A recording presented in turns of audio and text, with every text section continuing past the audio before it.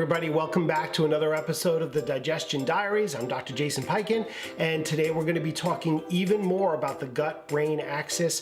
Well, actually, we're going to be talking about the brain-gut axis. See, if we really want to heal acid reflux, if we really want to be free from bloating, from constipation, from loose stool, if we want that leaky gut that we learned about to go away, well, we need to take a lot of actions to heal our gut by changing our diet, sometimes taking certain supplements, and we need to figure out how to heal it. Yet I speak to so many people that have literally done everything. They've been to 20 doctors, they've taken 700 supplements, they've tried every diet on the planet, and they're still not better. They're still dealing with chronic problems. Now, there are a lot of reasons why patients don't heal, or people just don't heal from their chronic problems. One of the most common ones that I see is that they're not addressing the brain-gut axis. You see, they feel gut issues, and so they're targeting all their therapy on the gut. And here's the problem with not thinking holistically, not thinking like an applied kinesiologist, like a holistic doctor. Because if you only focus on the gut because it hurts there, if you look at everything through a microscope, you're going to miss everything else out there. So not only could there be a gut issue food-wise, supplement-wise, but there could be a brain issue disturbing the gut. All right, so how can the brain disturb the gut? Well, I'm going to talk about this nerve that we really need to understand more about, the vagus nerve. Now, I'm not talking about the Vegas flying out to the west coast of the United States and partying and having fun. That's a whole different type of Vegas. This is V-A-G-U-S, Vegas. Vegas comes from the word wanderer, vagabond. And so the wandering nerve starts at your brainstem, and it travels all throughout our body, giving signals, nerve signals, to all of our organs. If you can look at this picture here, you can see how complicated and where this goes. And I hope my assistants are putting in, my editors are putting in a picture of the vagus nerve wandering around and how all its connections to all your organs right here. So what happens is, if our brain is in super firing sympathetic mode, I've talked about that in other videos, I'm going to mention it again. The sympathetic nervous system is the driving nervous system. It's the riled up nervous system. It's I'm getting my crap done. I'm having an amazing life. I'm partying. I'm hanging out with friends. I'm just doing my work. I'm talking like this. That's the sympathetic nervous system. And when we need the parasympathetic nervous system, I try to do this often. This is the rest and digest part of the nervous system. The truest form of parasympathetic nervous system is sleeping. When we sleep, we heal. If we're not sleeping, we're really not healing. Even if we're relaxing and chilling out, we're probably really not healing until we sleep. So, as modern humans, I believe, especially in America, I believe especially in a subset of America, New York City, where I practice. You see, I'm already riled up talking about that.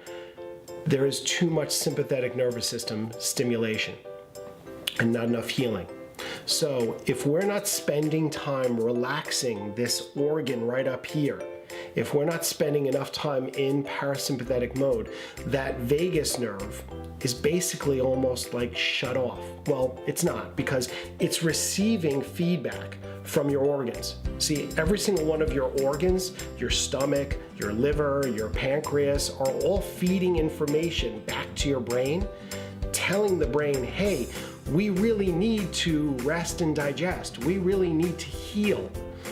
But if your desire to get certain things done, to accomplish certain tasks, to get certain goals is higher than your desire to listen to your gut, I talked about that in a couple videos before. If you're not listening to the innate intelligence of the body that might be telling you, I really need to rest and heal, then you won't. So what we have to do is continually listen to our gut and be good to our vagus nerve. So here are the tips and tricks. Sleep. Number one, we've got to sleep so we can allow that vagus nerve to function at its best. What I love is when people get 8 hours sleep. I think that's an optimum. Now, sure, there could be more than 8 hours that some people need, especially if you're an athlete and you're really pushing yourself hard, or if you're a growing child or teenager, you can need more, or if you're really elderly and need more time to heal. But 8 hours is like an optimum. I'd say 7.5 is really good. When I hear from my patients 4, 5, 6, and I hear that often, that's not enough time to heal. Now, it's only an hour, hour and a half difference, Jason, but it makes a difference. That extra hour and a half of healing time is tremendous. So that's what I really want you to work on. Putting in 15, 20 minutes more sleep every single day, that would be great. Up your average. So how do we make up for it if we really just can't sleep? If we have to get up at a certain time, and if we have to go to bed at a certain time? Well, meditation. I'm gonna mention this over and over and over again. There's a saying, there's a slide I have up in my office. I took it off of Facebook, I forgot who put it up, but it's a statement that says, if you don't have an hour a day to meditate, sorry, I messed that up. If you don't have 20 minutes a day to meditate, then what you really need is an hour. Sorry, I stole the punchline from you there. But if you don't have 20 minutes a day to meditate, you really need an hour. I go by that. Now, do I get my 20 minutes every single day no matter what? No. Just the other day, I woke up late. My phone did an automatic reboot in the middle of the night, and my alarm didn't go off, and I woke up really, really late, and I rushed out of here. But I did not break my most important habit in the morning of meditating, at least for some period of time. So I literally stood where I usually sit and stared out the window to meditate, sometimes with my eyes open, sometimes closed, and I just put myself in a frame of mind for a few seconds, 10 seconds. I took a few deep breaths and allowed my body to reset, and reminded myself that everything is going to work out. That's the type of mindset I've trained myself to be in, so I can get into a parasympathetic, healing, resting, low adrenaline state whenever I need it. When I need to be high adrenaline, I'm there. Yet, when I want to be in a parasympathetic healing state, I'm there also. And meditation helps you to work on that. Getting enough sleep helps you to work on that. Enjoying life more, having enough fun in life, helps you to be able to rest and digest and heal. All these things will help this communication between your brain and the gut.